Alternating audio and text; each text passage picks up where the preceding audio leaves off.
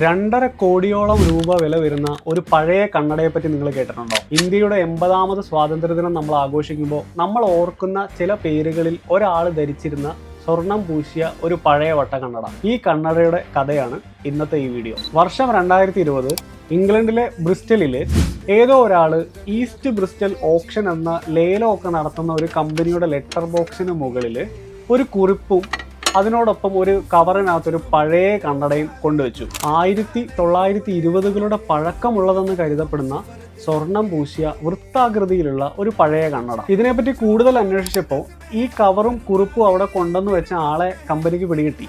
പക്ഷേ ആളുടെ അമ്മാവനാണ് ഇതിന്റെ യഥാർത്ഥ ഉടമസ്ഥൻ. ഇന്ത്യയിലെ ഒരു ഫേമസ് ആയ സ്വാതന്ത്ര്യ സമര സേനാനി അദ്ദേഹത്തിന് ഗിഫ്റ്റായി നൽകിയതായിരുന്നു ആ കണ്ണട. ആള് കുറച്ചു കാലം ഇത് കയ്യിൽ വെച്ചോണ്ടിരുന്നു. പക്ഷെ ഇത് കയ്യിൽ വെച്ചോണ്ടിരുന്നിട്ടും പ്രത്യേകിച്ച് ബെനിഫിറ്റ് ഒന്നും ഇല്ലല്ലോ.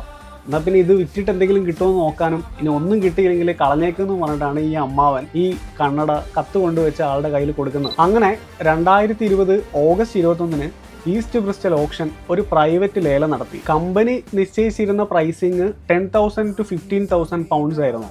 പക്ഷെ കമ്പനീനെ ഞെട്ടിച്ചുകൊണ്ട് 2,60,000 പൗണ്ട്സിന്, അതായത് ഏകദേശം 2.5 കോടിയോളം രൂപയ്ക്ക് ആ കണ്ണട ലേലത്തിൽ പോയി. അതായത് കമ്പനി നിശ്ചയിച്ച വിലയുടെ 17 ഇരട്ടിയോളം രൂപയ്ക്ക്. ഇതാര് ധരിച്ചിരുന്ന കണ്ണടയാണെന്ന് നിങ്ങൾക്കൊന്ന് ഗസ് ചെയ്യാൻ പറ്റുമോ? And the moral of the story is, ഒരു കണ്ണടയുടെ വില തീരുമാനിക്കുന്നത് അതിന്റെ ഫ്രെയിമിന്റെയോ ലെൻസിന്റെയോ ബ്രാൻഡ് വെച്ചിട്ടല്ല, ആ കണ്ണടയിലൂടെ ലോകം കണ്ട മനുഷ്യന്റെ കാഴ്ചപ്പാടിലൂടെയാണ്.